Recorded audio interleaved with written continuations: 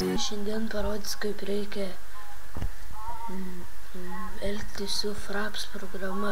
Na kągi, pradėkime. Atsidarome Fraps programą ir matome. Štai pačioje pirmoje lentutė tai yra Fraps.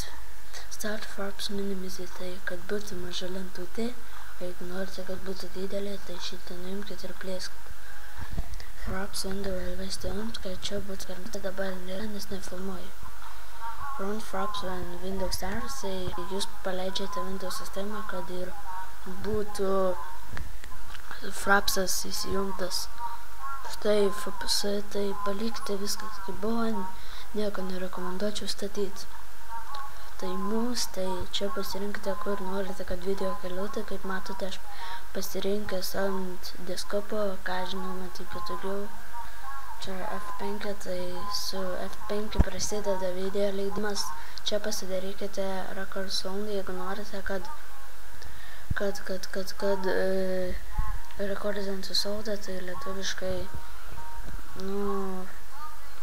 gaudytų garsą per video. Čia nuo A iki Z pasirinkite, kokią norite. Ir va, screenshots paskutinis meniu, tai va, pasirinkęs, kad įdė diską naują aplankalą, tai su F2 ir kaip jūs norite pasirinkti. Ir štai viskas, komentuokite, rašykite ir klauskite. Ačiū, kad žiūrite.